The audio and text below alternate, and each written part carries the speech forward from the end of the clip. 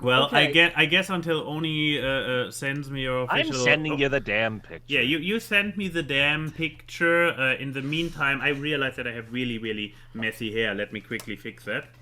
Here, let me just Okay. self-promote by sending you the fucking Here cover we- art to one of my new singles. That sounds about absolutely reasonable. And here we go. Hello and welcome everybody to the AWKWARDCast. Ayn Wye and Keyframe wonder about random drivel.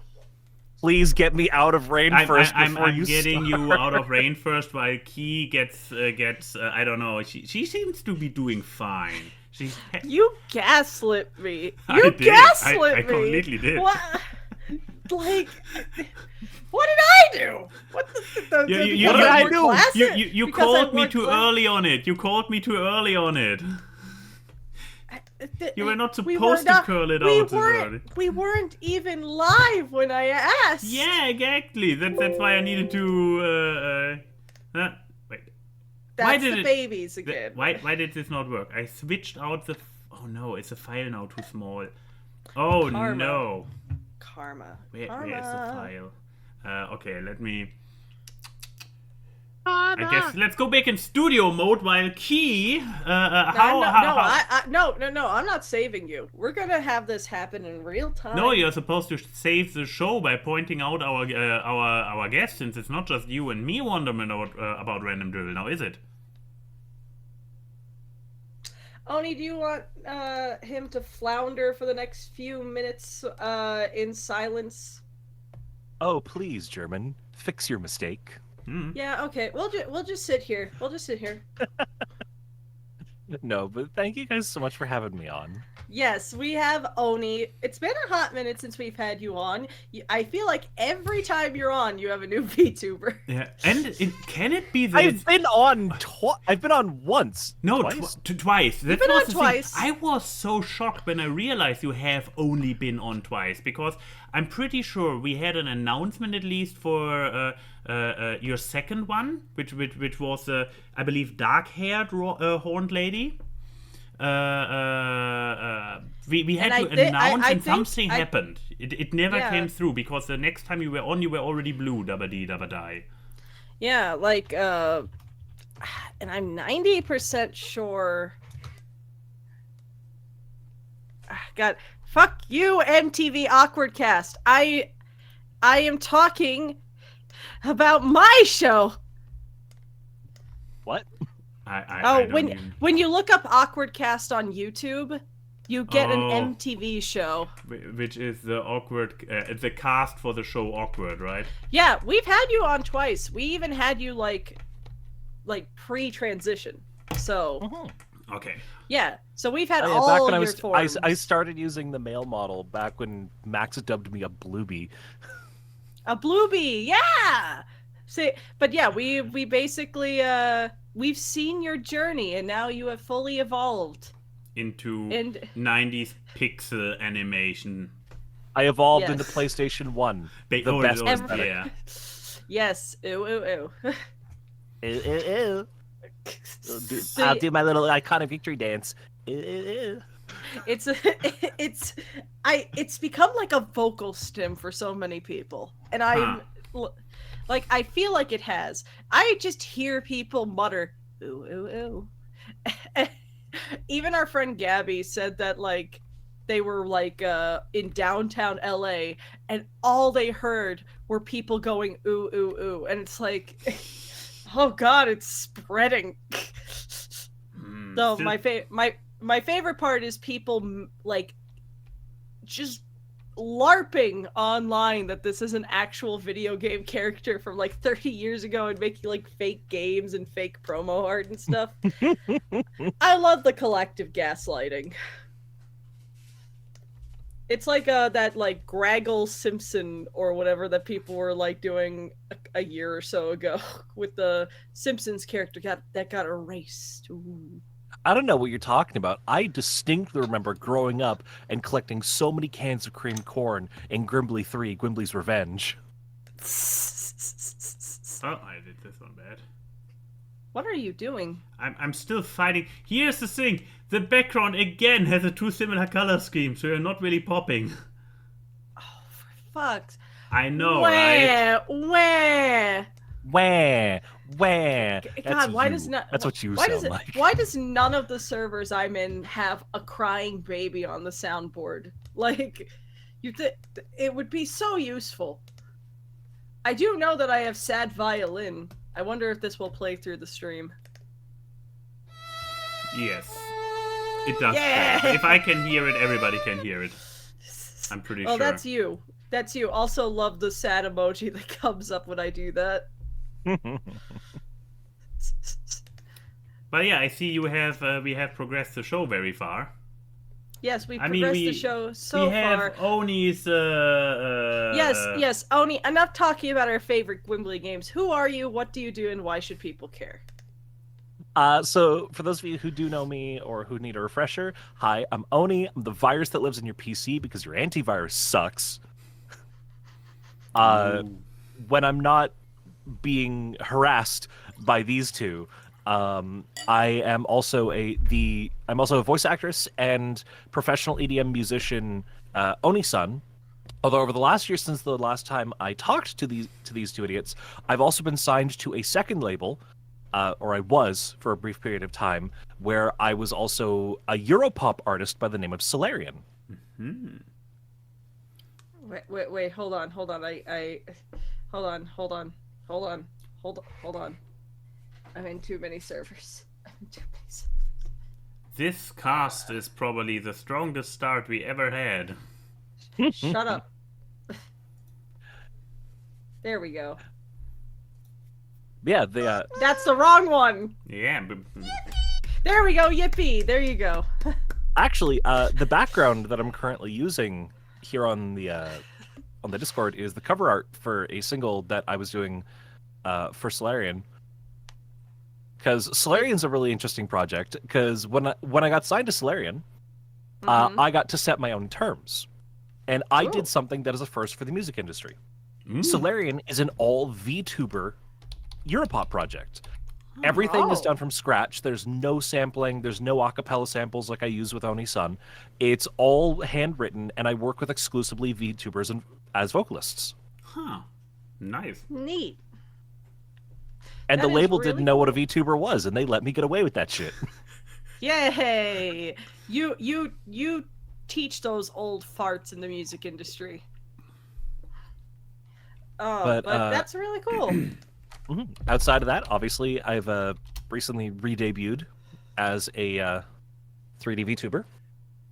And going forward with Twitch in the next little while, I'm going to be focusing entirely on retro stuff and branding myself as a Magic the Gathering streamer. And aren't you doing a Magic the Gathering thing today? And yes, as a matter of fact, after the AWKWARDCast, you can come over to my channel where I'll be hosting the first ever interview Commander theme night, where we will have Joe and Brady from the Friendlock, as well as Xenon, a wonderful friend in my community who actually works for the dice company I order from. Oh, I found that out recently. And we're going to be doing our first ever Commander theme night. Oh, well, which I'm super excited there you about. go. That is really cool. So yeah, that is a, you know, we were fumbling a bit there. I'm gonna put the we as a collective, but we stuck the landing there with who you are and what do you do. And I guess we basically have gone through like what you've been up to, because you've had a very active life. Yeah, I was about to say, the fuck do you mean we? It's not my show. I'm not the one fumbling. Look, I wasn't the one who was crying about a background for the past, like, 10 minutes. You tried to put me in Rainforest. I am an artist. Yeah, you could have at least stuck me in DashCon or something if you were going to I had a vision. I had a vision. Yeah. And that vision included surrounding you with furries that have no regard for the venue they're in. I could have also put you in Furry Weekend Atlanta, where people were just scaling the walls. Please don't put me in Furry Weekend Atlanta. I could also, I mean, the other I've option heard the horror stories. The other option was I was going to put you in the Bluey house. That one was the nice Aw. one. But that was again.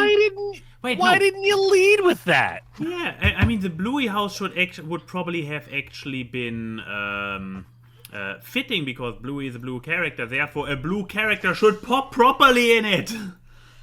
I want to go hang out in the best fucking show ever Yeah. made. Why didn't you lead with that? Oh, okay. Fine. Here's the Bluey house. Are you happy? Even Potentially. people in the chat a lot. I want to go to the Bluey house. Yeah. Graphic and neuen Tab auf. I picked this one because Bluey is giving like a really weird side eye in it. Wait, Bluey's in it? Yeah, look at the bed. Oh yeah, Bluey is in it. Well then, let's share this beautiful development with. Okay, let's see if it works this time. If I just save it as. I have unironically been binging Bluey with a bunch of friends. Like we have Bluey nights where we just hang out and watch the show, and there's one moment that we quote at each other all the damn time. Okay. It's just Pomeranians are a small but hardy breed. Small but hardy breed. I really just like the wiener dog that Bluey sometimes hangs out with because God is it. Dachshunds should not be animated walking on two legs. Because I think I watched this episode with you, Max, where it's they're playing the game where they have to always remain in the shadows, yeah. Which is, and it's just like him running. It's just like it looks like he's about to fall over at any minute, and it's beautiful. But I mean the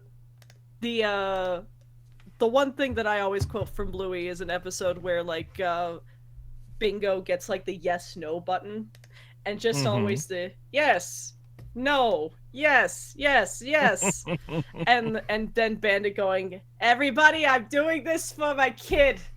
Like, it's so good. I love Bandit. Have I ever talked about on the show? You should not unironically utter the words "I love Bandit" since hasn't there been this entire furry awakening among Australian housewives? I was about to say, Oni, have I ever told you about the amazing Australian news article that I found once about Bandit? No, do go on. Oh, okay. So, there was my friend Chi-Chi, we know Chi-Chi, sent me this article, and it was from an actual Australian news source, not like Facebook mom-made website news. And it was an editorial about, hey, is it bad that I am getting attracted to the cartoon dog dad from Bluey? That was the title. And it just went on this thing about how, she was watching Bluey with her kid, and she really likes the show, and she really likes Bandit. And then it grew to, she really likes Bandit. And she really likes Bandit. She was saying, like, I know that he's shaped like a box, but suddenly that didn't matter. And I'm like, fucker, you're getting a furry awakening. Like, we have all been there. And you're never too old to have one. But I love that you... I don't know where things go on the tier list of embarrassing furry awakenings. The dog shaped like a cardboard box may be higher on the list than Basil of Baker Street.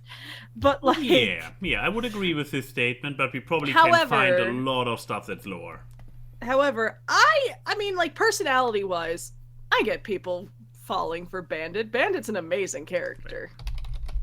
Though Bandit one of those... is just a great dad.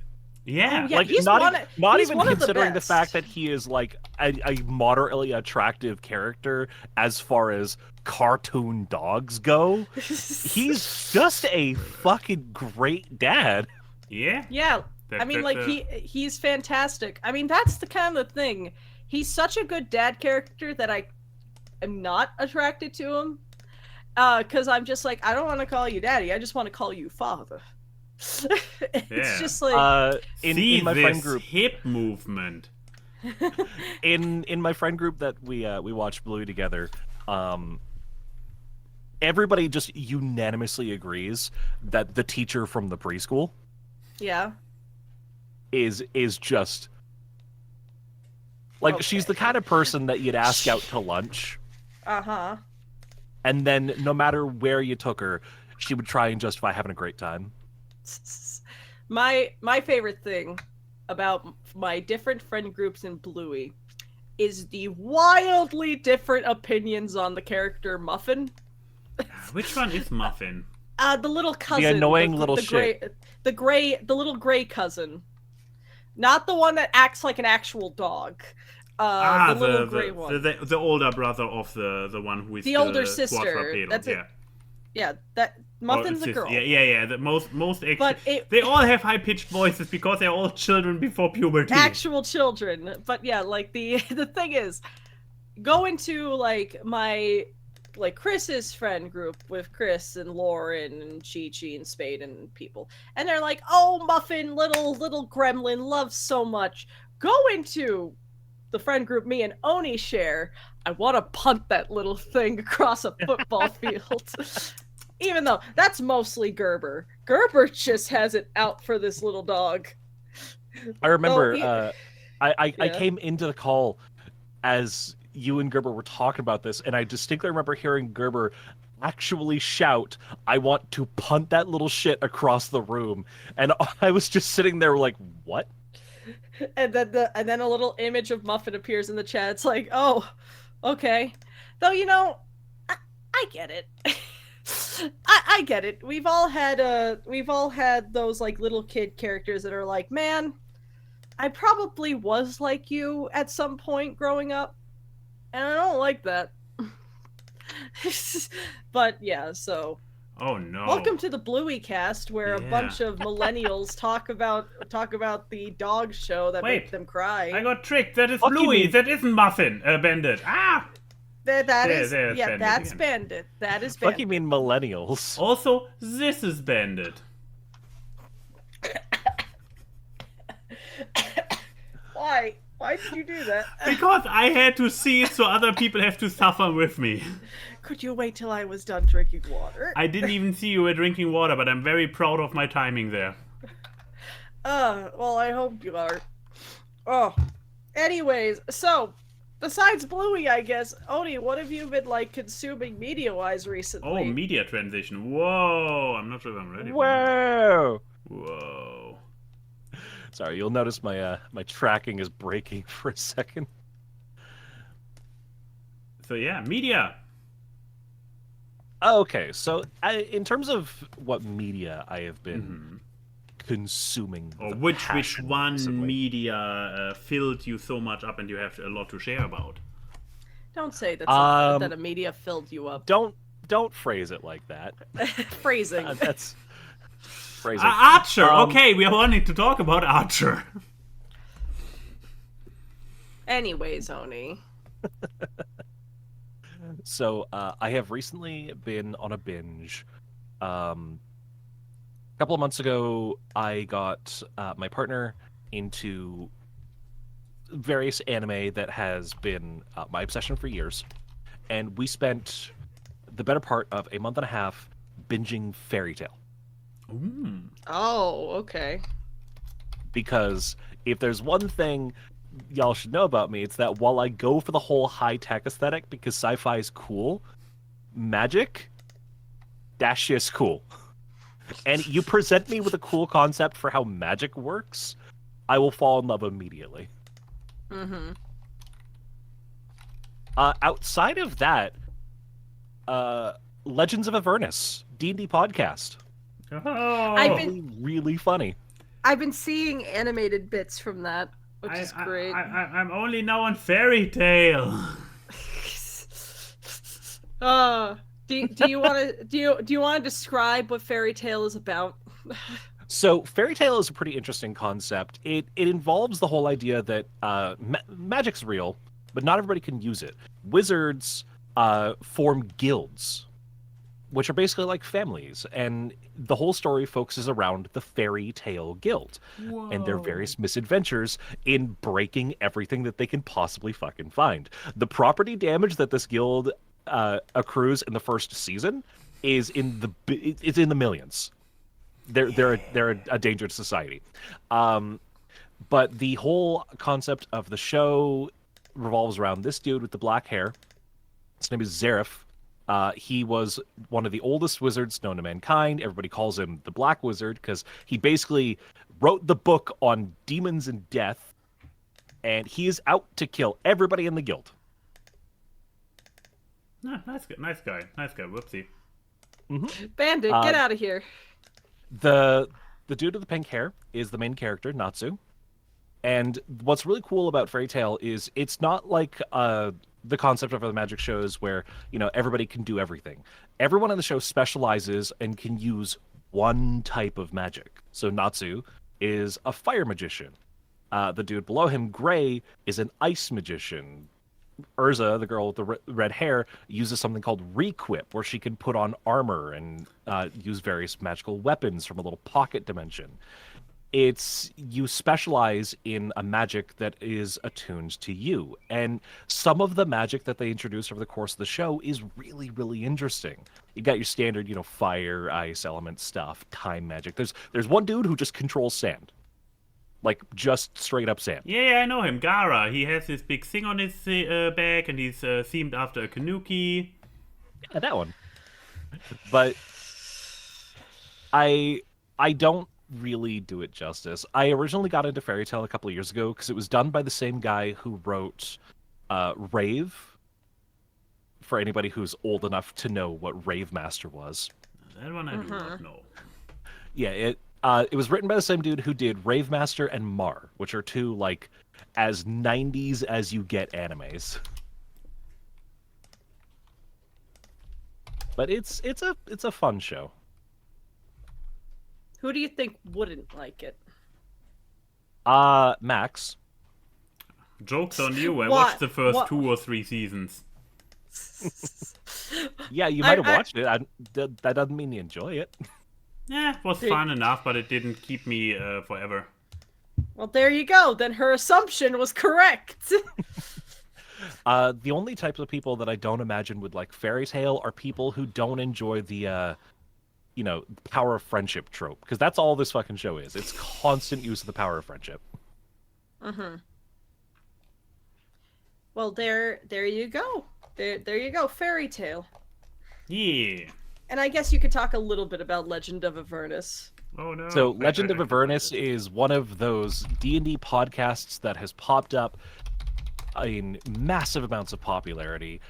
It's up there now with the legends of Critical Role. Nothing could quite hit Critical Role, but it's definitely getting up there. And Legends of Avernus is a playgroup that specializes in more comedic stuff. A recurring character among all of the recent campaigns has been Chuckles the Clown. Yeah, Chuckles. Who is a fiend-based warlock, clown wizard from space. Are you having a hard time finding it, Max?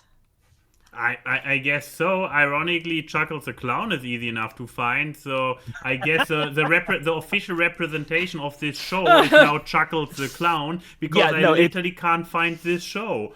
Yeah, no, it has just been unanimously agreed that 2 of the characters from this show, being Chuckles and Gideon, are just the faces of the campaigns. Good, because now I only find maybe Descent into Avernus. I find.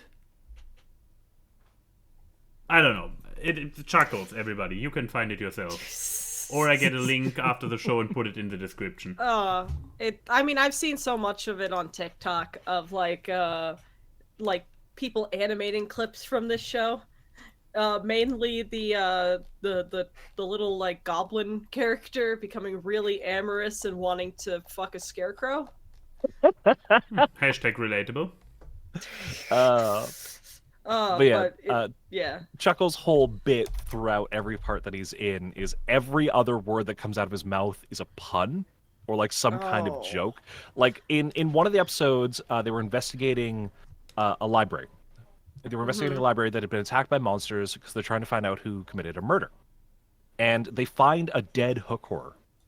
And the first thing that comes out of Chuckles' mouth is, God, how did he say the line? We found the hook horror in the library. You know what that means? This guy must have been hooked on phonics. It's just that level of clown degen humor the whole time. Oh, that is so bad.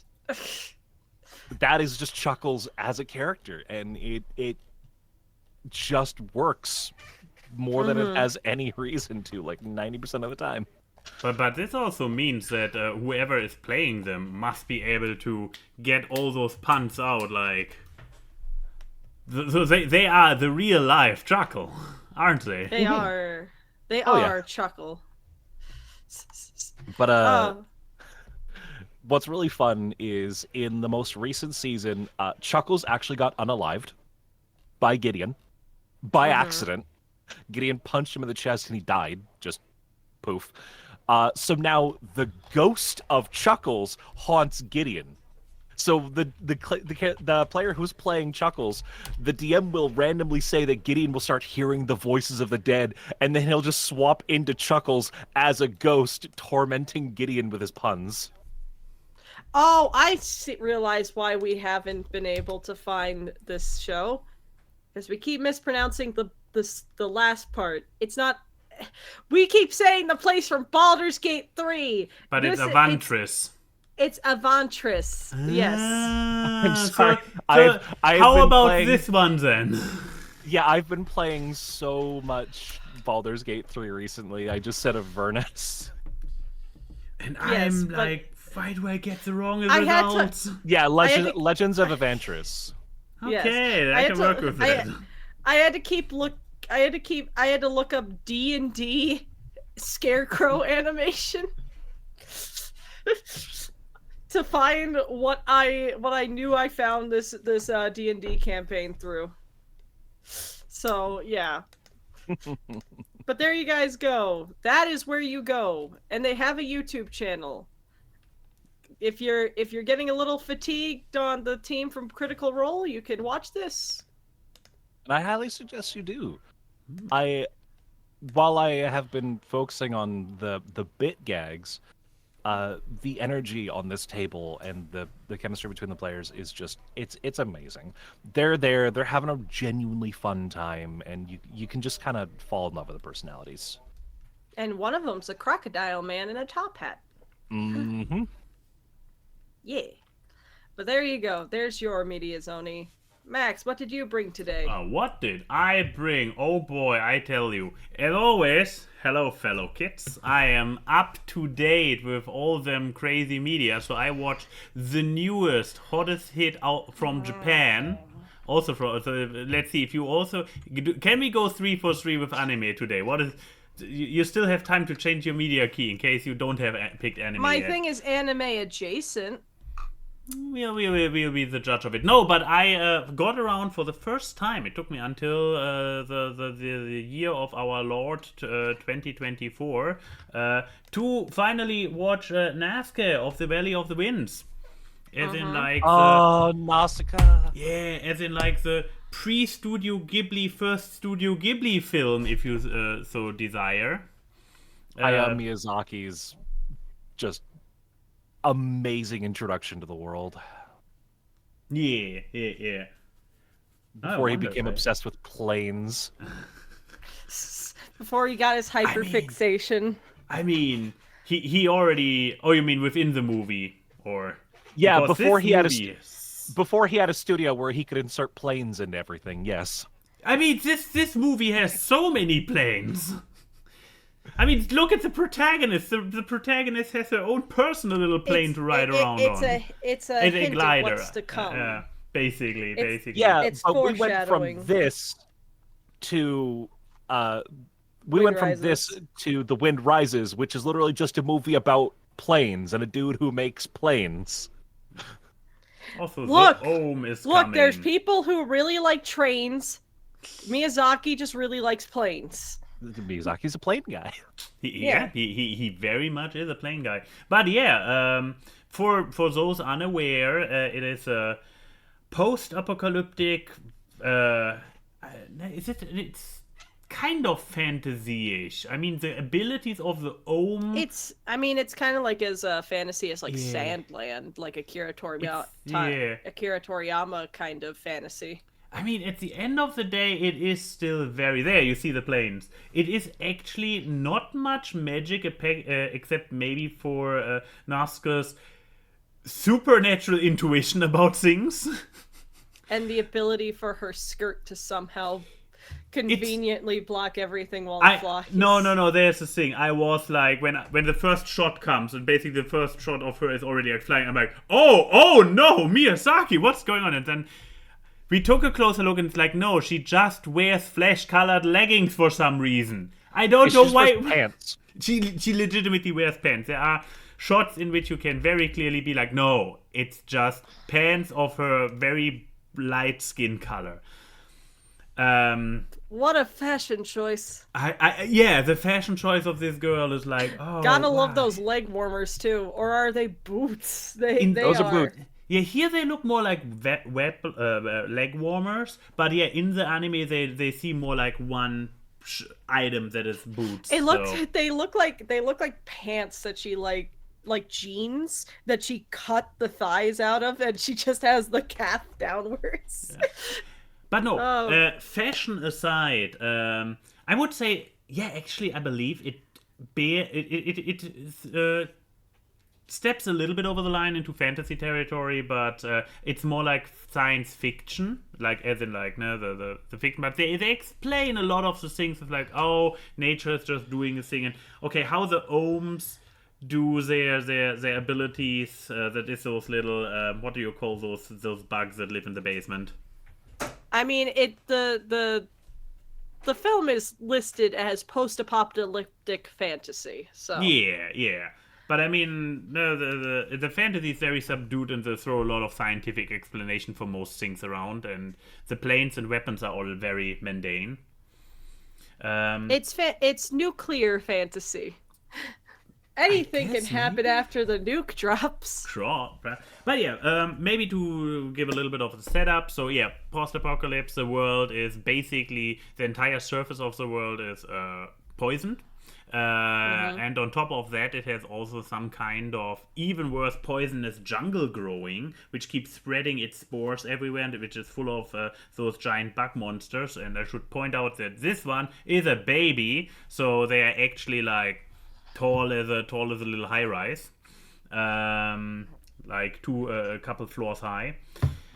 And yeah, but they are still and we also learned that the strongest form of government is, after all, monarchy, because the surviving humans all live in little kingdoms for some reason.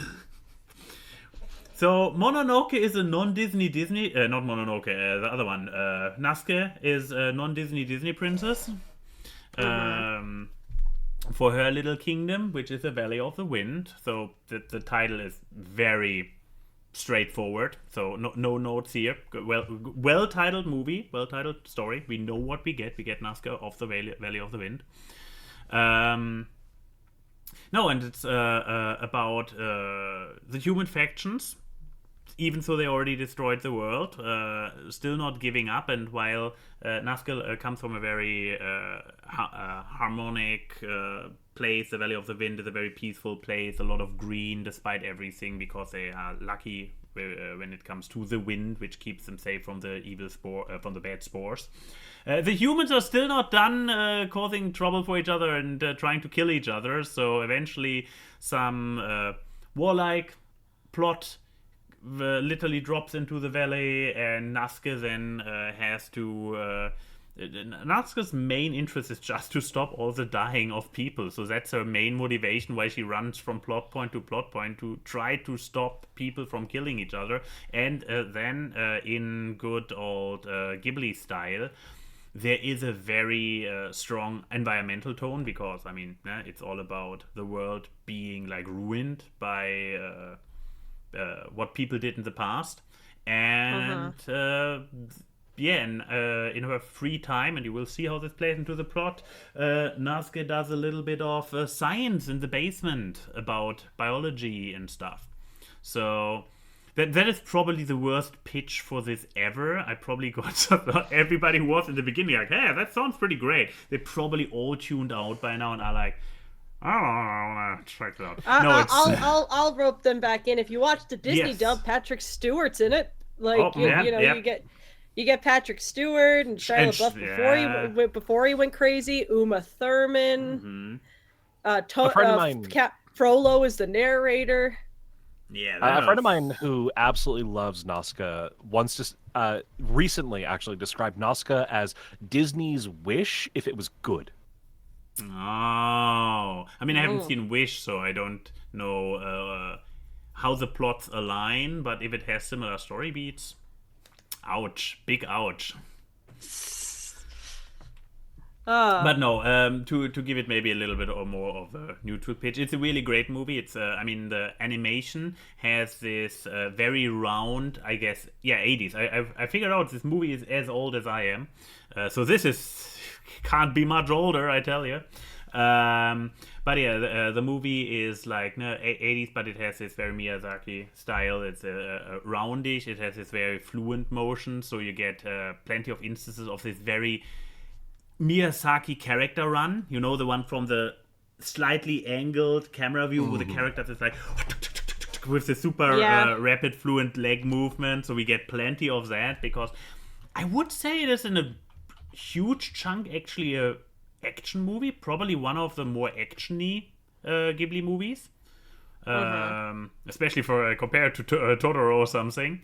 I mean, we have like the plane chases we have, and the message is actually like woven in very strongly, like in a competently, in a good way. It's not like environmental message thrown on top, like, oh, by the way, trees are great.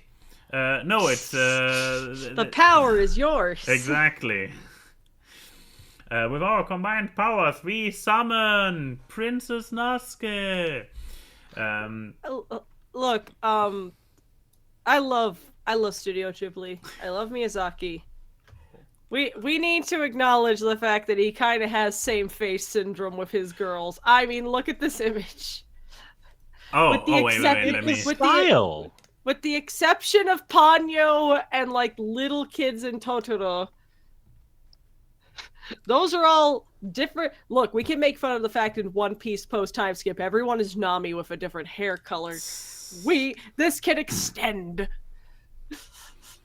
But I mean, it very much falls into the concept of like Japanese animators and mangaka that fall into style syndrome, where they specialize in a thing. Like Oda specializes in Nami with different hair colors, and Miyazaki obviously specializes in same face syndrome, women, fluid animation, and food. Oh and my big god, old Studio tears. Ghibli food. Love the face. But yeah. But yes, who do you think would like this? Who do you think won't? I mean, if you don't like animation, then I guess you have lost. Why Otherwise, are you watching this show? Exactly. Where one of the hosts is an animator. And like, animation is the topic. Is at least one media in each and every episode. We are contractually obligated. So, nah. The only way that we don't have animation as one is if one of us is talking about an audiobook. Like, and I talk about an audiobook, you talk about a YouTube channel you found, and then our guest is on the hook to talk about animation somehow. And y'all literally have an animated guest today. Also, like, very exactly. So what are what? Yeah. The hell are you doing? If you really can't stand animated movies for whatever reason and still enjoy the awkward cast, if you have no joy in your life, also that, then Natsuki is probably too animated for you. Otherwise it's very solid visually. It's a great story there. So I can't really see people. Maybe people who have a phobia of those. I still don't know what those bugs are called in English. Those killer isopods? Maybe isopods. Those isopod-esque bug monsters who go all like with their face. If you have an issue with those, then this movie is probably a horror movie to you personally, and maybe you want to skip it. But that's the only one I can come up with. Where I'm like. Be fair And though, if you have issues with that, yeah, if you have issues with that, you just don't watch half the Ghibli catalog. because there's a lot of characters in Ghibli that just has like kind of things. Because doesn't No Face have little? But that's No more Face has little blah, tentacles. blah, blah. A lot of things in Spirited Away have little blah, blah, blah. Princess Mononoke, there's the pig god. That's just Yeah, filled with blah, blah, blah, blah. but they have actually like ooze and tentacles. They have those bug the things that they have as their mouth exactly look really like bug legs, and that it's adjacent, but I don't have a phobia for either, so I couldn't tell. So find people who have a tentacle phobia and people who have this bug phobia, and then show them the movie and see who reacts worse or something. Yeah, Go up to them and be like, "Do you have a fear of it?" And then they'll be like, and then they'll have a fear of you. Excellent. Mission achieved. But yeah, so Key, please tell us, what is your anime of the week? So, Yes. I've been watching a lot of Avatar recently. That counts. That does count. It's a Western I said produced anime adjacent. It's a Western produced anime. So I am going to lump Avatar and Korra together because I've been watching both. And I've been rewatching it because there's the announcement that there's going to be a new Avatar animated series next year with an Earth Kingdom born Avatar, and I'm very excited. So I was like, I want to rewatch this. I haven't properly rewatched like Avatar and Korra in years. And if any of my friends have been talking to me the past like couple weeks, I've kind of gotten re-obsessed with it because like the world of Avatar is just so fucking good. Like you and I are actually talking about it in the Friend Shack. We were gushing over Korra. Yes, because Korra is too hated. There's so many brain dead people that think Korra is like the worst Avatar to ever exist just in the world of Avatar, and I'm like, the fuck are you talking about? Like, Korra is a really weird one because, like, yeah, she definitely has her downsides and her negatives, but it's the era she lives in. She's a product of a world that keeps telling her they don't need her anymore. Yeah, but and they very violently do. And a lot of the hate comes from the fact that people are trying to compare Korra to Aang and like the first series to the second series. And it's like, that's just an unfair comparison. Korra's in a different timeline. She's in a different era.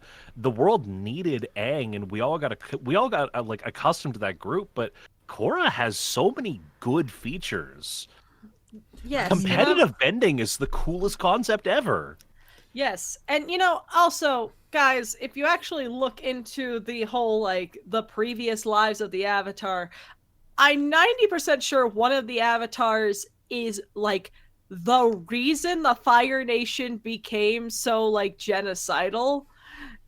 It wasn't Avatar Roku. It was the Fire Avatar that preceded Roku, and he Avatar Oyan.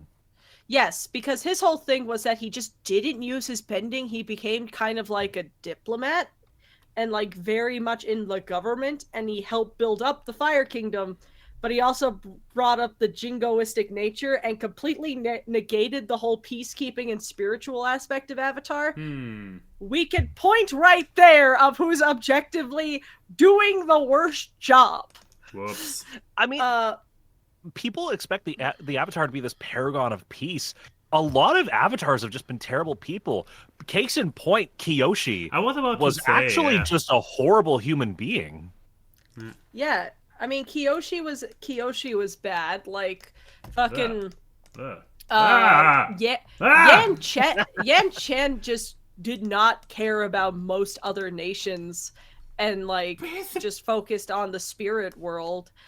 Ruik, the water avatar that preceded Aang, just wanted to surf and then got really depressed when his girlfriend got eaten by the face eater. Like, you know. Also started a war, by the way. Yeah. Ruik started a war with the Earth Kingdom. Yeah, and it's just like, you know, I'm with all these previous examples, and also in the fact if you read the comics, Aang completely disconnects himself from Avatar Roku. Like, he severs that connection in the spirit world because Roku's like, hey, kill Zuko. I don't trust Fire Lords. And it's like, and he's like, no. Bye-bye. No contact. So, like, you know, I don't think Korra's the worst, because look, I know this is my media side. This is the me defending Korra media. So, like, Korra as a person. Because I wanted to say, I guess we can all agree that season 2 was kind of badly written. I give season 2 slack because I know they had to write that from the seat of their pants, because Korra initially was only going to be a 1-season show. It was going to end with Amon, and we were going to be done. And then they greenlit it for more seasons, so they had to start completely new. Because if they knew that they were going to have multiple seasons, they were going to probably keep Amon as the big villain. Because the biggest issue with Korra is that there's a lot of great ideas and not enough time to flesh them out. They didn't have kind of the benefit that the first Avatar had, that it kind of already knew its full story from the get-go. But, you know, to me, there's more positives than negatives about Korra as a series. But to defend Korra the person, like, Korra because as a person. Because if there is something that the live action Avatar caused, it caused a resurgence of the Avatar fandom, which is great, but it also caused a resurgence of Avatar fans that I swear have not watched the fucking show, and that media literacy is dead, because I've seen some brain dead fucking takes of this show. And like, the main one being, and I wonder if we've all watched the same show, is that everyone's like, Korra is the worst Avatar because she severed the connection with the past Avatars. And I'm like, she didn't do that. That was her uncle who had Vatu or whatever in him, and like separated her from Rava. Like, fuckers. Korra didn't look at the other Avatars and was like, fuck you. Yeah, like, Korra didn't sever the cycle. Korra reinstated the cycle after she was forcibly removed from it. Yeah, and it's like Korra's basic thing is that she becomes the new Avatar Wan, basically, by reconnecting with Rava and restarting the cycle. Also, I think people forget that being the Avatar is kind of an eternal punishment, because Avatar Wan fucking separated Vatu and Rava, and like the eternal punishment is kind of just Rava is now part of the Avatar, and the Avatar can never technically die, because it's just a state of forced reincarnation. But like, I don't know, to me, and it's like, okay, but Korra actually got us connected to the spirit world again, which was something that we haven't had in centuries and everything. And it's like, why is she deemed the worst one when there are people who have done objectively worse things and started more wars? We could say that Korra helped the two water nations actually finally get their shit together. Aang couldn't do that. Aang caused problems with the Earth Kingdom. Republic City is an occupation. Like, because that is just Earth Kingdom land that that Team Avatar was like, so we're gonna take that. Like, there is a reason the Earth Kingdom doesn't like them. It's just the things of like, I don't know if we've all watched the same show. I think people were just more focused on her macking on Asami's man, and then both of them realizing that Mako is not a good person, and then deciding, maybe we should kiss each other. But I can't believe I'm saying this. The girl-on-girl romance is the least important aspect of this show. Oh, absolutely. I mean, it doesn't even really end up anywhere until 2 seconds after the final scene. I'm also just saying this is not the thing we should focus on. There's a lot more here. I mean, also... if I may defend one thing in Korra real quick. Go ahead. Korra is also admittedly better than the first Avatar when it comes to subtext writing. There's context in certain scenes in Korra that, if you read the subtext of it, are genuinely heartbreaking. I have seen so many people give one particular scene in Korra a bad rap. Is the scene at the end of, I think it's either season 2 or season 3, when she's in the wheelchair and she starts crying, and people are like, "Why are you crying, you dumb bitch? You're at a thing that's a happy moment for people." And it's because she's finally come to understand that the world doesn't need her anymore. Yeah, because the airbenders Pretty sure are back it's end and of everything. season 3. Yeah, I think, because season 4 is the time skip. Yeah. She breaks down because for the first time that whole damn season, she's allowed to feel. Yes. It's like, and also you could interpret it as that's, there's a lot of ways you can interpret it, which is why I think people don't like Korra, like the show, because you actually It doesn't just present you the facts. It doesn't expects hold you to your think. hand. You actually interpret it different ways, and I feel like that some people are just not good at that. Yeah, but also Or they don't find enjoyment from storytelling that can be non-linear. There is one thing that Korra has that the original Avatar doesn't, that makes it infinitely better in my opinion. Bolin? Bolin. Yes, Bolin is one of the best characters in all of Avatar, and I will not hear any other opinions. Bolin is the best baby boy. He carried this show. Bolin so bigger, Bolin bigger soccer or better soccer? Bolin is bigger, better, and funnier Sokka.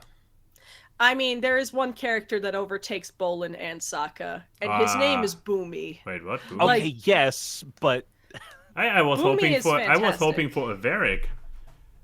Oh, Rudy, do the thing.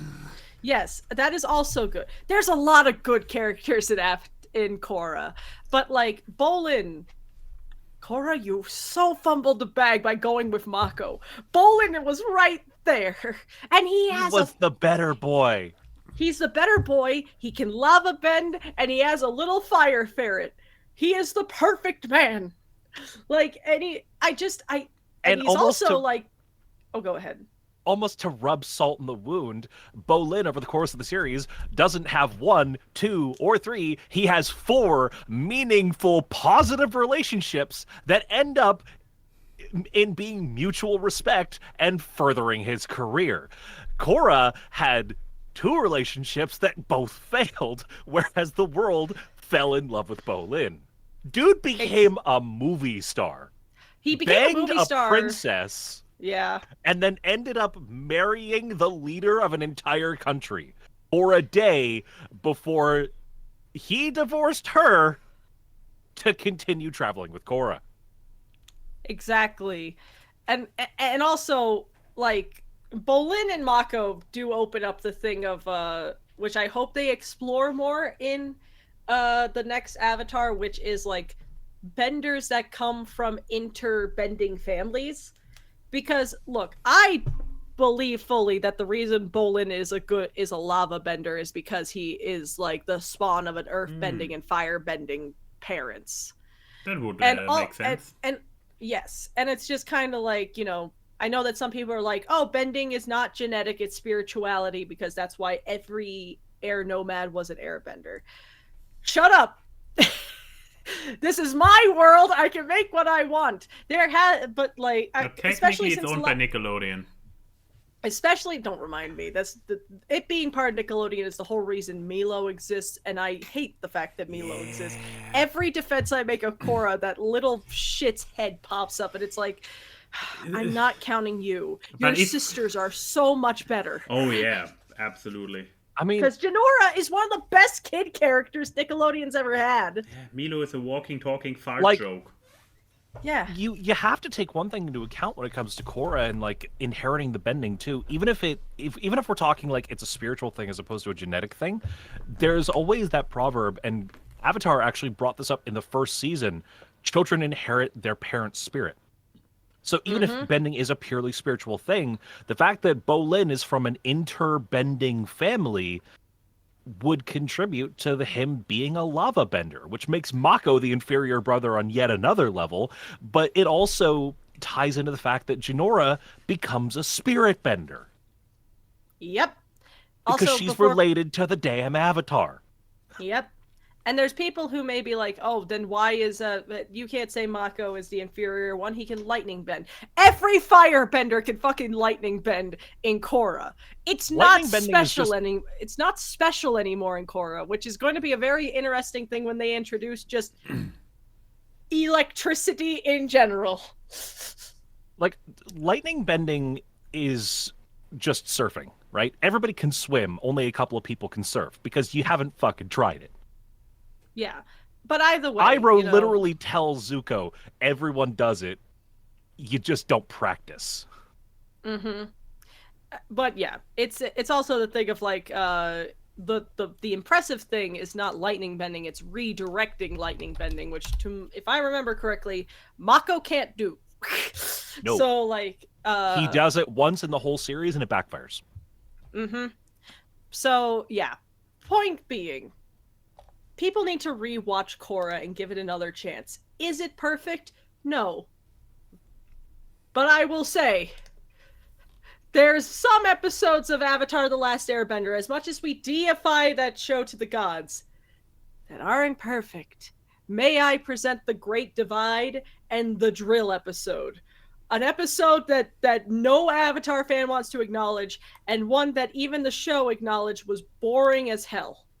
Like, because when the Ember Island players did the Drill episode, the entire audience was asleep in the show. They ain't perfect, but I need people to give Korra another chance, because it's pissing me off how many people just have no literacy with it, especially since some of the best characters and the best benders come from Korra, because you have Korra herself, you have Bolin, and then you just have all of Aang and Katara's kids, because Tenzin is fantastic, Kaya's fantastic, and Boomy is both a fantastic non-bender and becomes a really good airbender after the harmonic convergence. So it's like, I just, please give it another chance. Do it for me. Korra also has the luxury of getting to take a lot of the concepts that were introduced in The Last Airbender and fleshing them out. Toph inventing metal bending spawned an entire city of metal benders. Combustion Man introducing other forms of like fire bending and bending in general. There's now just combustion benders. There's a dude who can literally bend oxygen, not air, oxygen. Mm-hmm. And then also the whole concept of like disconnecting yourself so much from the earthly realm that you could fucking fly, and also disabled characters with no arms being able to bend limbs. Like, there's so much that's explored in Korra, and it's like, it's why I love the world of Avatar, because I think Avatar is one of those shows that I never want to truly end, because there's so much in that world. It's like Star Wars, but good, and I actually want to follow the Jedi. But This just in. Avatar franchise being bought by Disney. So, no. before we put Korra away, I have to ask you something, Chrissy. Okay, what's Thoughts on Wan? He's voiced by Steve Yeun, which automatically makes me like him, because he's just Good. Invincible Boy. But I also I want a series of just a mini series of Wan's adventures in the spirit world. I know we got the episode. That's not enough. He was just a shithead that learned firebending and became and then had a whole arc. I want more. Wan was such an interesting thing. I see so many people giving the show shit for introducing Wan, but it's like, no. here's where the roots began. Like, the one criticism I see about one all the time is it puts a definitive start at the cycle. Because in the Airbender, they say, oh, he's gone through hundreds of cycles, but then Juan only lived a couple hundred years ago. And it's like, yeah, it's almost like a lot of the avatars died young. They don't live to be 100. But the one waterbender, Rurik, died when he was 32. And also, like, the only reason why Kyoshi lives so long is because she discovered immortality. Yeah, because she discovered the healing aspect of waterbending and just kept her age, like really, really slowed down biologically, which is a terrifying concept because that basically made her like an Old Testament biblical character to live to 200. And that's the thing. We need to have more hatred towards Kyoshi. That's my ending statement. The comics, a lot of people try and decanonize the comics, but the comics are canon, and the comics have stated that the youngest avatar to ever die was like 14 or 15. So a lot of the avatars don't live as long as Kyoshi being 304. Like, yeah, because the whole thing is the fact of like, because their bodies are taken in by the literal spirit of life, they are and have like 4 like land turtles powers. Their bodies go through a lot more spiritual stress than a normal human and a normal bender. So it's like, one was also so cool for introducing that like inky paint style to the world. Mm-hmm. I loved the watercolor art. Yeah. And my one thing about Juan, before we move on, is I really love the fact that Juan did not leave the world in a particularly better place when he died. He died in a fucking war zone. He died during the war. He didn't even get to bring peace to the world. He died while it was still fucked. You know that meme that goes around where it's like, we need more problematic female characters, and then someone's like, bitch, you can't even handle X? That is Avatar fandom in a nutshell. We need more problematic things. You guys couldn't handle Juan. I don't know if you can. And none of you want to, like, bring down your girl boss Kyoshi. So, you know, there's discussions that you do not want to have. But yes, everyone give Korra another chance, especially since we're getting a new avatar, and it's very, very likely, whether you like it or not, that Korra's going to be in that as a past life, because she's literally the one past life that this new avatar is going to have. Mm-hmm. Unless so there you go. When Korra reinstated the cycle, she did reconnect all the previous lives, just not as strongly. So all the previous lives are going to be there, but the new avatar is starting from a clean slate because he's not inheriting all their powers. He's inheriting Korra. Unless we're somehow given the loophole of, like, we've gone through a full cycle and this new dude's got, like, 3 other lives to work with. Which would be a cop-out, but... Mm-hmm. But yeah, that is my statements on Korra and Avatar. So why don't we talk about something completely unrelated, the art of the week? Yes!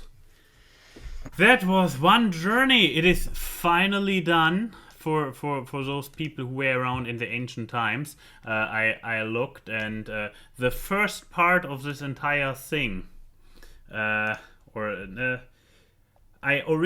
first one I uploaded in end of May 2022, and the first one was Mina, which by the way, in case the art of the week is by yours truly, and assuming considering how long I take for one picture, I believe it is now safe to say that for this good old meme of hexafusion, it took me 2 years, 2 years to get this thing done. But I now have created the final fusion of Mina the Hollower, Undyne the Undying, and Rayla the Moonshadow Elf. So, yeah, the what was this very, very easy to remember rolls off the tongue name that I settled on? Renardine, the Undying Moon Hollower. And there you got her. They got only 2 years to got me here. Good art. Thank you. But yeah, I can't help but think that her weapon is completely impractical, though. Oh, all her weapons are impractical. I don't know. Let me see. So, the original weapons are, I mean, Rayla's weapons are already very, very, I mean, questionable. Like how much those over-designed butterflies can actually work. Okay, this is just a spear, and this is just a whip with a chain. Well, this is already a whip with a what's it called? Morning Star at the end. Probably also not the most practical weapon. But here's the thing, I actually went for inspirations of real existing weapons for all of them, except for the Rayla one, which does exist, but no, this is, I only know the German words. This is a Dreschflegel, this is a Naginaga, and those also actually exist where they have a weight on one end and a knife on the other end. And the final form's weapon is basically is also based on a really existing weapon. I forgot the name again, but it's a weapon that is either a chain or a rope with usually a knife on the one end. So the one that is the smaller one is probably the more realistic looking one. Whip mace. Oh, no, I know it's based on a real weapon. It's just the way the links are connected makes it look like a 3-point staff with way too many extra links. or that. But yeah, no, it's mostly... It feels impractical. Yeah. I mean, at the end of the day, it's mostly rule of cool. I mean, if anybody asks me... I believe in previous versions, Key asked me, where's the light source? And I'm like, the what? I have no idea how light works, so I just draw shadows kind of where I think they look good and leave it at that. Well, it looks fantastic. Thank you. I think you did an excellent job. Again, only 2 years. But to be fair, it's 7 drawings in 2 years, so... But Charlie posted in chat, by the way, a Kurosagama. Ah, Kurosagama is the final form. I can't even remember the name. Final form. I always refer to her as final form. But yeah, Kurosagama could be that this was the one I'm thinking of, or that I try to create. Then I guess we can slowly start looking into the questions. I do believe we've lost Chris. Yeah, we lost somebody. I'm like, do I turn her camera off? Do I not? It's always like, I mean, this looks still better than just darkness in the corner. Or, I have a great idea. Let's see if I'm fast enough for it. Oh no, wait, I can still do it. I can still potentially maybe do it.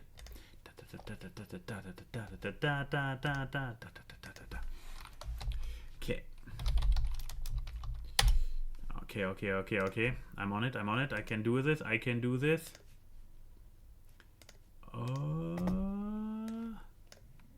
Here we go. No! Back too soon. What? You were gonna put me in Rain first? No, I just replaced. No. I replaced you with Rain first. I feel like that's a downgrade. Well, oh wait, Rain first is still on top of you. Wait, I need to. Oh God! Ew. There you are. There we go. But now, wait, now. Oh, this could work. Wait, where is your? Okay, yeah, now it works. So whenever I now turn off your camera, we look at this. Ah, your head is too big. People can't even tell what's going on there. Ah, well played. The art does work, though, because it just looks like Chrissy's staring at the room full of furries. Wow, I'm here to take the census. And I'm reporting live from, let me look, oh my god. It's a place with a lot of people in interesting mascot outfits. But no, we Yeah. actually have your real face back, and start furries. We have, I don't know, nerds in jumpsuits in the background. So With nerds in jumpsuits, the best design of Bowsette, a Galarian Galarian Rapidash, and oh wait, I do actually have a poster from Euroference right there behind the lamp. And then the Corgi Cola one is behind Egon. So, well.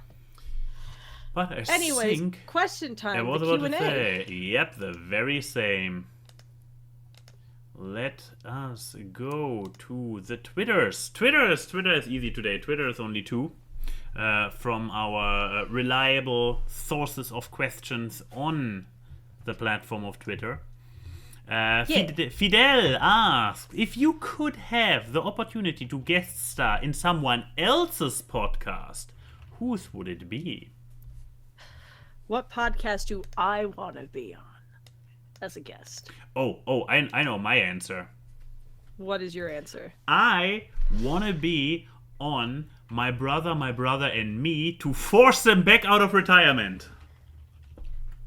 They're not retired. They're not, but it's a podcast. No, their still going. podcast. Oh no, their podcast is still going. It's not the TV show. The doesn't. TV show got cancelled. It's still a cool podcast.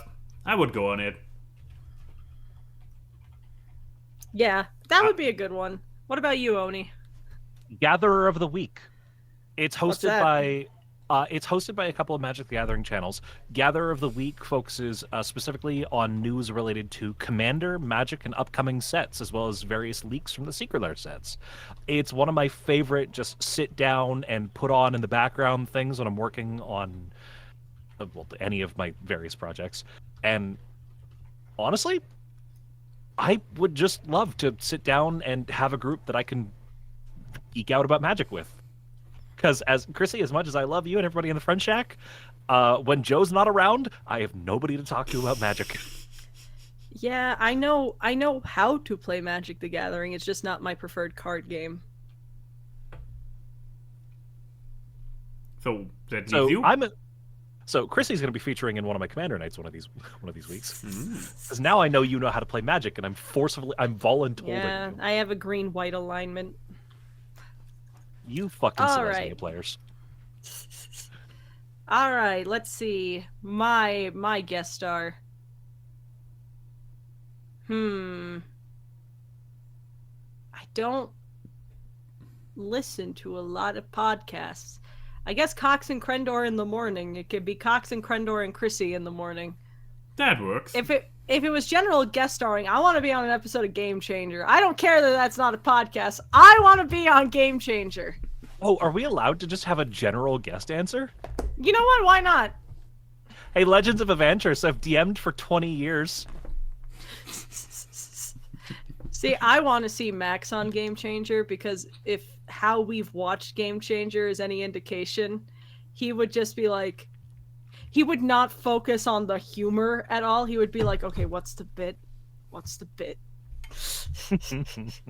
What? I laughed at it. I laughed at it plenty. I know you laughed at it, but I feel like you would have a very Brennan personality in that game of like, strategy. I mean, I have to count on something because I can't shine with my humor, so I need to shine by winning through big brain energy. So, why, yeah. Do we have any questions on Discord? Rhetorical questions, since I can see them. I believe you said there were 2 on Twitter, didn't you? Oh, yeah, but we do the back and forth. We do back and forth. Okay, so next question. Let's see. Cut my hand shaving. Said, how did you cut the hand? Did you hold the knife by the blade? Like, what did you do? Cut my hand shaving asks, ask awkward. What's the most likely reason someone would block you on Twitter? Ooh. I guess I don't have to go for likely reasons. I can just go for historical reasons. I mean, they probably either I posted something. I don't want to necessarily say political because some things shouldn't be political. But I posted something probably very progressive, or they posted something very unprogressive, and one of us commented by the at the other one, and then a long back and forth started, which eventually, in almost all the cases, ends with them blocking me. I know this is not really a thing of pride, because it is like, that's a bunch of hours wasted I'm not getting back, and the person is probably going to entrench in their wrong opinion.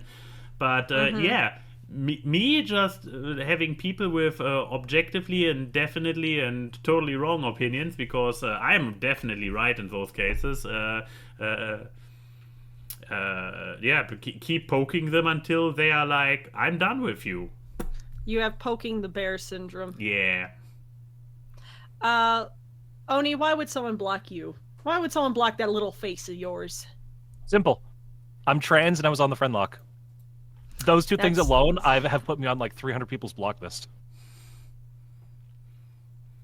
Well, let's see. Chrissy, will you go for the slightly humorous answer, or also for the welcome to reality answer?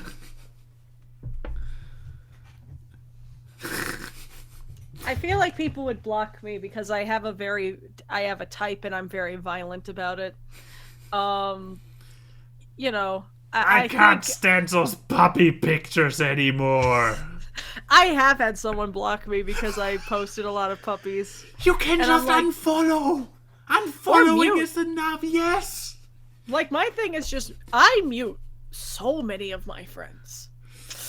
And that's not against my friends. It's just, you know, I talk, if I know you well enough and I talk to you on a near daily basis, I don't need to know the shit you tweet. I could just have a conversation. But like, because I assume that if we're the conversation I have between me and another person I know, that's the stuff they want me to know. So what's being thrown out into the ether, give or take. But I've had someone block me because I post so much puppy stuff. I had someone block me because I said that I just feel like being negative and cynical on the internet's not a personality trait, and I got blocked and called ableist for it. Apparently being a pessimist is like, if you call out someone for being a pessimist, you're ableist, and I don't think that tracks. This word you are using, pessimism, I don't think it means think what you mean, or no, ableism, I guess, in this context. Yeah, I don't know. I was just saying, I acknowledge that there's bad things in the world. It's good to acknowledge it. It's good to not be toxically positive. Yeah. However, I feel like people need to practice more positivity in their life, because otherwise you're not going to be feeling good enough to actually make constructive contributions into the universe. Also, let alone your own universe, because you know, you can't control everything in the world, but you can control yourself. And people don't like that. Like, that's the reality answer, is that I am very much of the thing of taking accountability for things in regards to your mental state, emotional health, and how you treat others. And people don't like that, because I've had way too many people who ooh-wooify mental illness and fucking do not like the fact that I'm like, no, this is not a romantic thing. This sucks. And you know, and people drink their haterade, and I don't particularly like that flavor.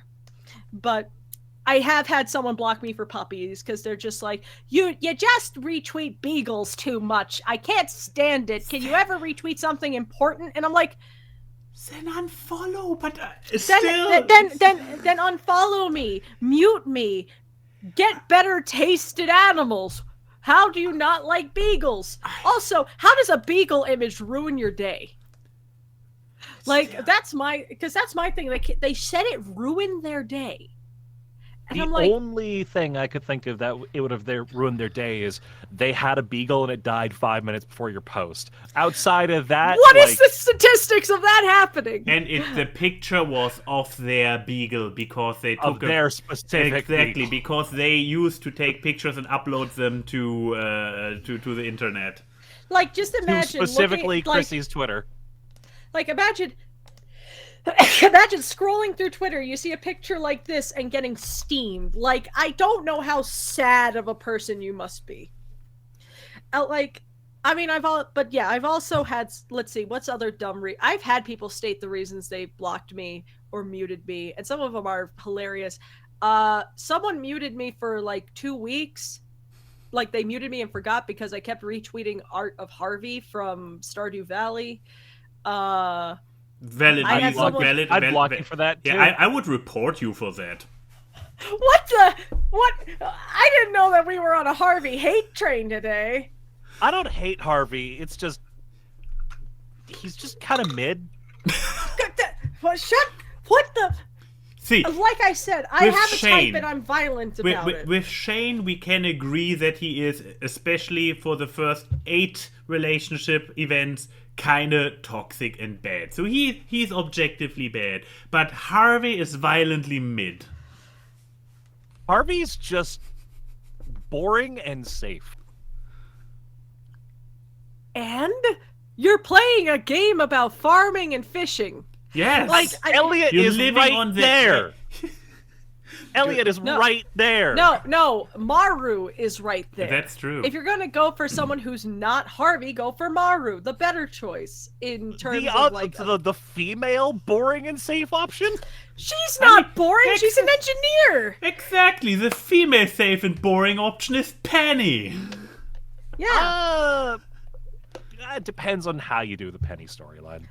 But either she's way, uplifting herself from a white trash background into becoming an educator doesn't make her not boring.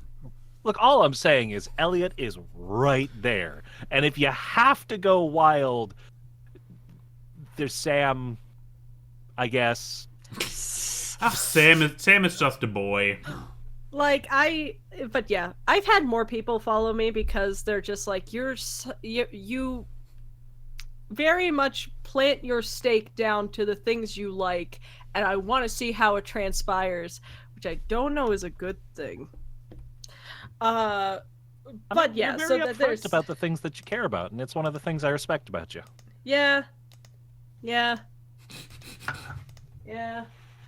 So, but yeah, next question, the Twitter one.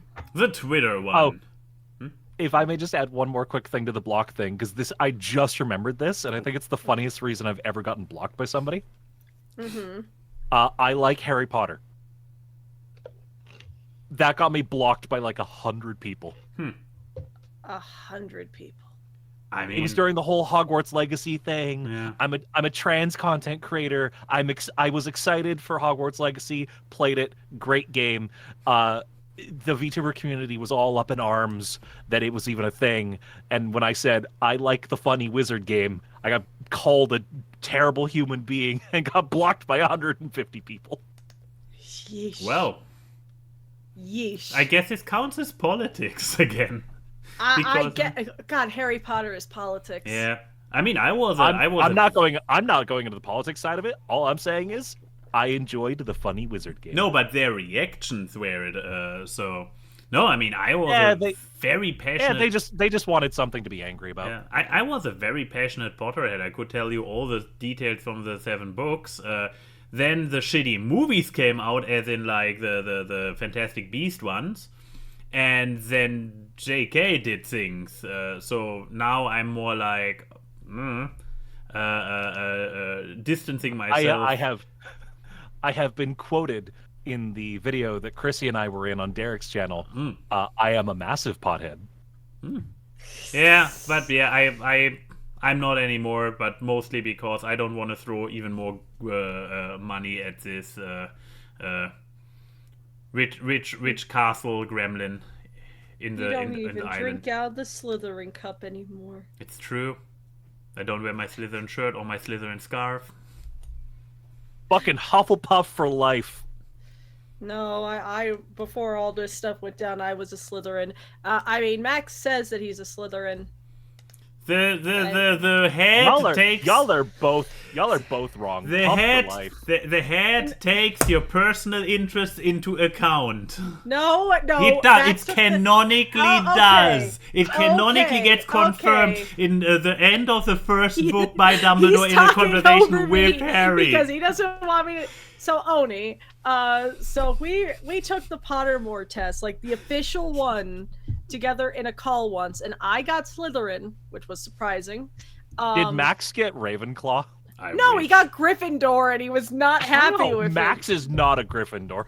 But the Pottermore test did it, and he was just not. And he was my favorite part about that was that he was screen sharing him taking the test. As soon as it popped up with Gryffindor, the screen share turned off. Like it was one of those things where it's like, dude, you can't hide it. I saw it, and now it will. You're literally wearing red. Like, come on. Yeah, because now. I'm the Buscemi meme. But my official Ayn Wye outfit is a red shirt. Yes, With a black Gryffindor. vest. But with a black tell ya, vest. This is You're not a Slytherin, but you are a Gryffindor. You are a Ravenclaw at worst. And it's like, look, I see the way that you say "good boy" to when Rocket uses the litter box. You have a little bit of Hufflepuff tendency in there. I mean, that's Like- the thing. Outside of the four-colored black and white world of JKA, most people have a little bit of everything in them. I know, but Fuck I'm no. saying Proud puff for life. Next question. Okay, so the Next question from J-Rock. For all, would you rather be able to inhale anybody and take the abilities / knowledge like So Kirby, like Kirby, exactly, or capture other people to use at your discretion like a Pokemon trainer? So basically war versus slavery. So we're asking if we want to be Kirby or play Pal World. Yes, basically. Oh, because you can actually capture humans in that one, can't you? Okay. So Oni, you're the guest. What would you rather do? Pal World. Enslavement, No hesitation. Okay, yes, slavery, got you. How about you, Kay? I guess, like, here's the thing that kind of demystifies the Kirby thing. People don't have powers in real life. So, like, when Kirby absorbs people, he can get ice powers or fire or whatever. And in Smash Brothers, he gets a fucking sword half the to time. make it more relatable. That was mainly my reason for not going with the Kerbo one. At least with the Pal World scenario, if we're going under the mystical assumption of, depending on which choice you do, the rest of the world becomes like appropriate. Like Kerbo, everybody gets powers. That's great. Pal World, that would mean Pokemon exist or pals, which, yeah. But if we're going under the assumption that everything is still the normal world, at the very least, I can catch an accountant and get him to do my taxes for me. But then you also need to feed him and all of that stuff. But no. Well, I had another thought. But key to make the Kirby thing a bit more relatable to you, so that you then can make an informed decision. Think of it this way: so you go to the gym, and there is this chick that has been doing all the working out that you do, and she has already reached your goal body. And all you need to do is suck her up, and boom, you have goal body. It's maybe not the ability to shoot eyes, or with the accountant. You could just suck up an accountant because it was like ability / knowledge. You could just suck up the accountant and suddenly you have the 10,000 hours of doing a text declaration already in your brain. You can just vor somebody and inherit their traits as a person. I mean, since we don't in which have... case, I'd go with the Kerbo option. Because then I could just suck the two of you up and become an artist.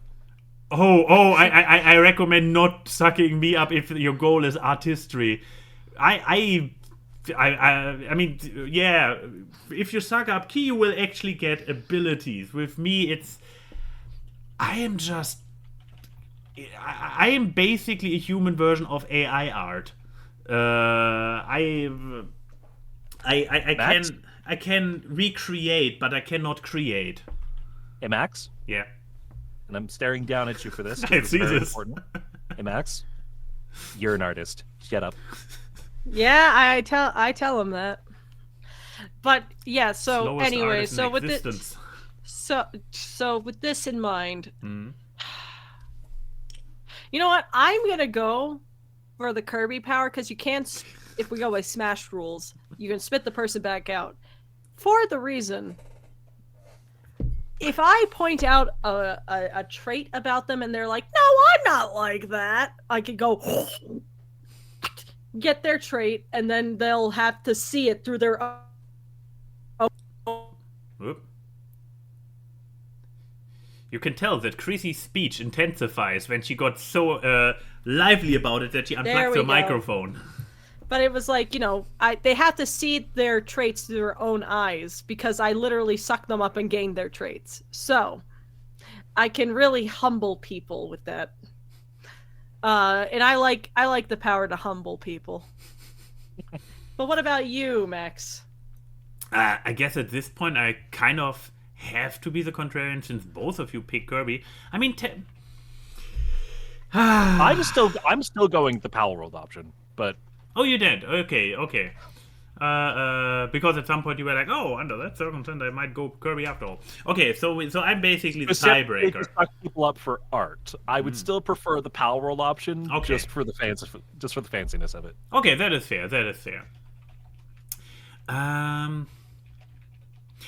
I might also go for the Power World option actually. Since the thing about sucking up, we already established that really extraordinary powers are not to be gained. Just relatively mundane powers, still useful. Not denying that sucking up an accountant and having your taxes done with professional skill. Yeah, that would be nice. No? I don't have to be like, what do I do now? Realistically, I chose the Power World option for one very specific example. Mm-hmm. Under the assumption that whoever you capture has to do whatever you say, Pokemon rules. Yeah. I mean, you I train would choose them. the Power World option. I would go up to Todd Howard, catch him, and then force him to release a finished game. That's a very specific one. I mean, it's you don't have magical power to compel them. You are their trainer. So, like a Ruly Pokemon that needs to first gets trained to actually follow your thing. But yeah, I haven't played Power World, so I'm not sure if automatic Power World is 100% enslavement without any bond building or upbuilding. Yeah, or something. when they're in the ball, they just listen to you. Okay. But then again, the question was Pokemon, not Power World. Yeah. So, You still would have to invest the time and train him to become your pet human, and then train him that doing a good finished game is the right thing to do. Or easier option, tell him if he doesn't spend the time to actually release a finished good product, he can just stay in the ball.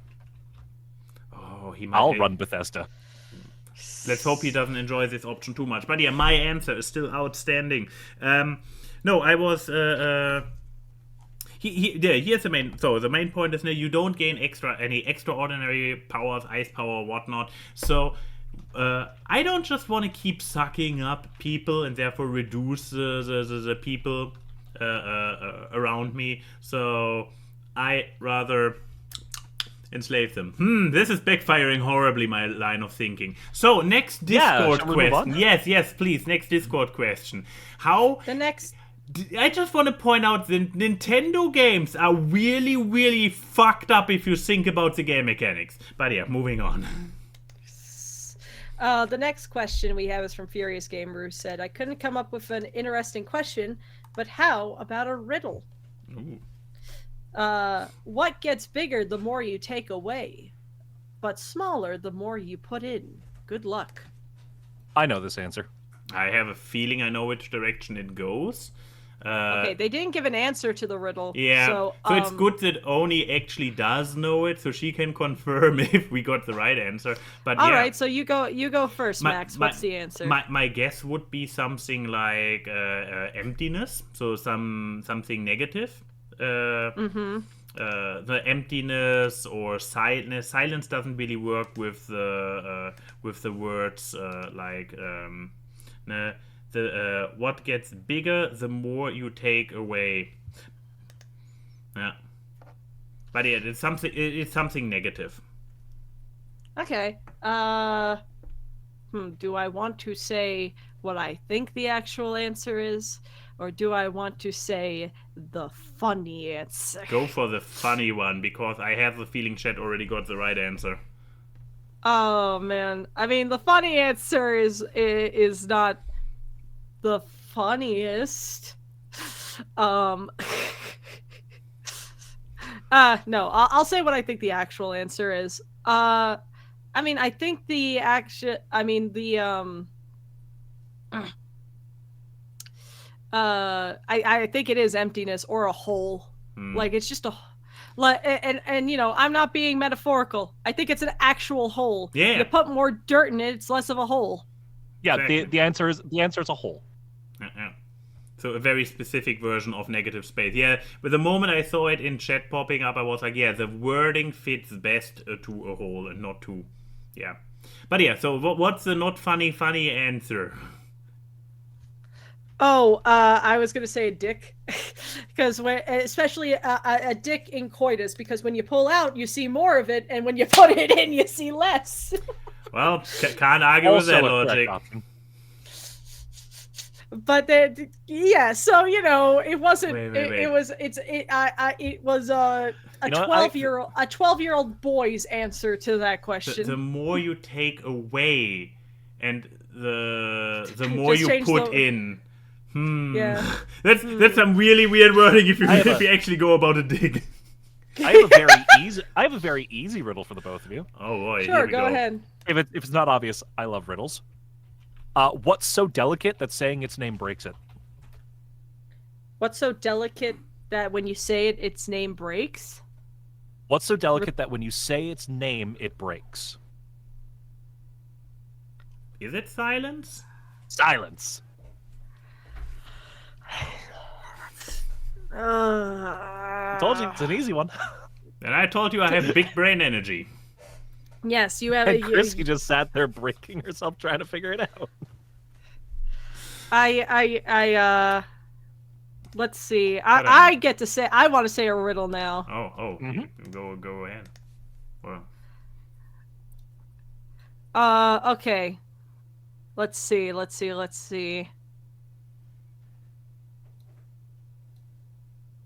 are you looking one up? Yes. Should I ask the next Discord question while you find No. it? Okay. I got one. I grow in a bed, first white then red, and the plumper I get, the better women like me. What am I? I grow. Oh, this one's an easy one. I'm lying in bed. I grow in a bed, first white then red, and the plumper I get, the better women like me. What am I? First white then red. This one's actually super Number I easy. get. Rhyming is not really helping. But like from a language comprehension point. Well, okay, it first grows in a bed. Hmm. Its color I goes guess- from white to red. It gets plumper, and when it gets plumper, women like it more. What is it? I guess Chat already answered it again. That's the problem. I have to look in you. Yeah, because It's a strawberry. Of course, you think of the human bed with feathers and blankets, but no, it's a bed in the garden. I do like this. I do like this one. This one is really simple. What can you find in a man's pants that you'll never find in a woman's?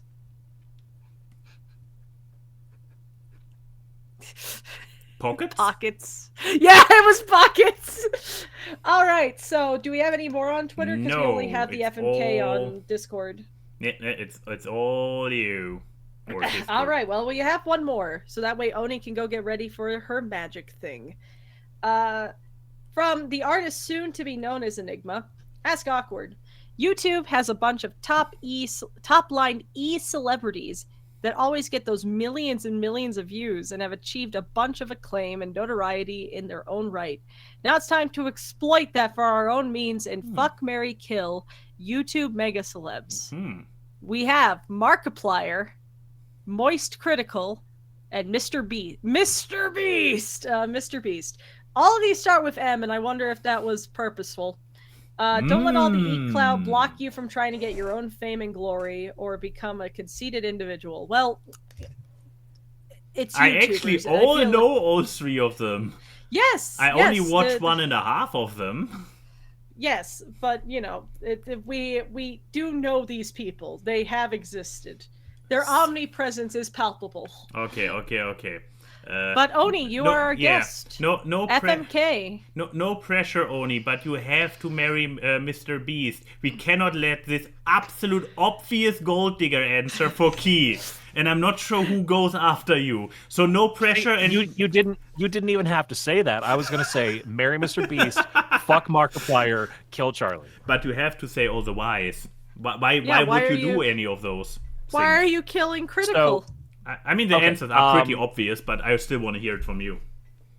I would marry Mr. Beast for the obvious reason of if you got into that kind of committed, serious relationship, you could kind of influence how or where he would use the money. And frankly, I would try to convince him to start donating to children's hospitals because that is a cause that means a lot to me. I'm now feeling I do really three bad.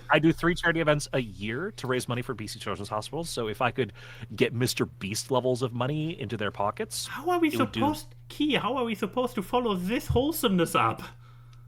I would fuck Markiplier because I know for a fact he's stacked. I subscribe to the OnlyFans. I have seen what I'm working with, and I would not be walking away unhappy. And I would kill Charlie because this is just... I'm sorry to all the people who like Moist Critical, but he annoys the ever-loving hell out of me. Legit enough reason. I don't much care for Charlie. Legit also, enough reason. The dude is 5 feet tall. I could probably throw him like a football. Yeah. He insists upon himself. Insists upon himself. Legitimate, very legit reason. However, now I'm afraid to ever go into a dark alley with you when you have a knife because I'm not sure how annoying I'm on your radar. So, no, you're fine. Critical, it's annoying. You're fine. You're fine, Gryffindor boy. So, how dare you? All right, so who goes next? Careful, or I send you back to a furry convention. God, your mic got so crunchy when you did that. It was the growl. But, yes, but like you're fine now. I'm just saying you got like PlayStation. If I had my grappling gun. But who goes next? We haven't done an FMK in a bit. True, the Just Us episode didn't have one. It has been a hot minute since the last episode. Do we need to flip a coin? Do we need to go to a coin flip simulator? Let me go get the coin. I vote Chrissy goes last. Chrissy goes last. Okay. I mean, she can't... I mean, you already de-escalated by taking away her obvious gold digger answer. Yeah. So, actually, Max, that's fair. Chrissy goes next. Jimmy says Max, too, so... let's flip a coin. We need impartial. Okay. All right. So I have a coin here. All right, I choose heads. Then I guess I go with tails. It is heads. Yeah. So I guess you go next. Right. Rotate it the right way because there's one answer that I need. Okay, so Odie married Mr. Beast, fucked Markiplier, killed Charlie. So I am going to kill Mr. Beast. Ah, shit. Yes. So obvious. No, I just know you well. But yeah, I'm gonna kill Mr. Beast. Mr. Beast, if you're watching, this is all a joke. In Minecraft. In Minecraft. I'm going to kill Mr. Beast in Minecraft. And the reason being is, classic, murder mystery novel story. No, you know what? I could actually do because it's out of the three. I feel like it would be the easiest to make it look like an accident, because I could just be in one of his. I bought like 45 million tubs of Jello, and I got like 1,000 people. Last one to leave wins $1 million. He does such ridiculous challenge things. It'd be easy just for a little accident to happen. So, I feel like that one I probably get away scot-free because I won't be charged with anything. And there may also be the chance I win $1 million.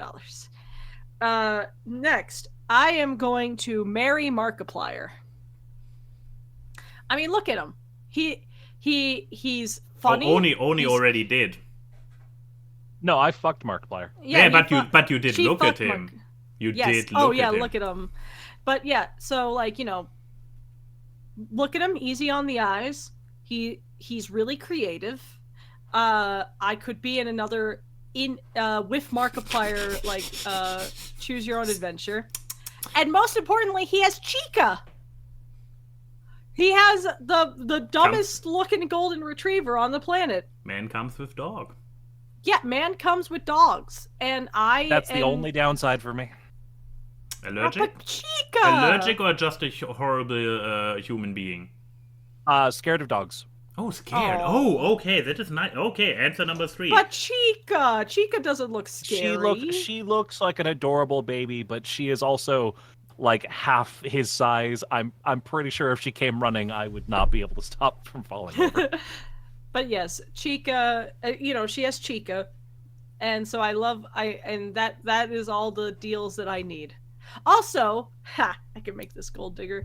Markiplier said multiple times he has too much money. Oh yeah. I mean, they are all top tier YouTubers. They all have money. They have too much money. I could take it. And also, Markiplier just knows everyone. He knows the Game Grumps. He knows Danny Sexbang. He knows Ethan. He knows everyone. Which means I would know him. I would know them. So, why are you going to bang the moist man? Okay, the thing is, Moist Critical lives in Florida. He was raised in Florida. So he is a Florida man. And if we know anything from Florida Man headlines, those people are fucking nuts. So, it would be an interesting experience. Because I could say that I fucked Florida Man, but it's actually a fairly attractive looking Florida man. So I still win. Also, like, it'd be very funny to have sex with him and he does a moist meter on it. I think that would just be funny. But there's just a curiosity to fucking someone who's as deadpan as Charlie, because you gotta know, what is that like in the sack? Does the deadpan translate? God. I hope this is doing it for you. Oh, and I need to know. There's Banging so for much science. Curiosity. Banging for science. Excellent. But excellent. okay, Max, it's your turn. It's my turn. Hi. So, I wonder which order is the most awkward one to go about. I guess let's get an easy one out of the way. My long upcoming announced marriage to Moist Critical. It's like, I guess it's just the thing of a very easy coexistence. We would just both sit behind our computers all day and both just be very deadpan about everything. So, you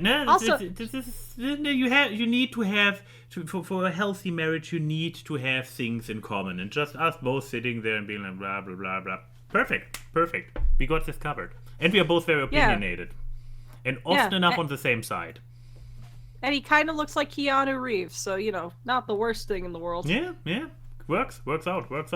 So, that's my marriage. Who you fucking? How are you going to kill Markiplier? That is the thing. You see, with Markiplier, the how doesn't matter. The thing is like, probably in a very, very horrific thing, so being like fulfilling a dream for him. Now, he has played all those horror games on the planet. There is probably nothing that can truly scare him anymore digitally because Hold he's on, seen it all. I'm gonna put a picture in chat that you have to, so that we have on screen while you say that you have the ability to kill this man. Exactly. What did he do this time? Is this photoshopped or is this real? No, this is what happened when he was filming his Iron Lung movie and he got fake blood in his eyes. And he had to go to the hospital on his birthday. This man. So yeah, this man, gotta kill him. Gotta kill this definitely still alive man. Before he kills you. Like, but he's also blood on his lip, so it's a question if this is more fake blood or if he managed to also bite his lip on the way to the hospital. But yeah, what was it? The most amount of fake blood ever used for a movie, or something like it. But yeah, no. The thing is, this man, he has gone through any imaginable virtual horror. He has put himself through getting so close to something, to horror as possible, as we see here, like just for his own amusement. The only thing that can truly get this man's adrenaline pumping anymore is just killing him for real. So it's basically like, Mark, my dude, I love you and I want to give you the greatest gift ever, to feel one more actual scare like you haven't had it. Like, I don't even know what his first game was. Probably the Slender Man or something, yeah. The ones that everybody played back in the day. So yeah, Mark, my man, I love you. I give you a glorious exit. So it's right. my gift to him. I want to make it as spectacular as stalling, possible. bud. Like... Who am I fucking again? Oh yeah, right. Mr. Beast. Why you fucking Jimmy? Why are you fucking Jimmy? I didn't even know he had a first name. You thought that he was just his first name was Mr. Yeah.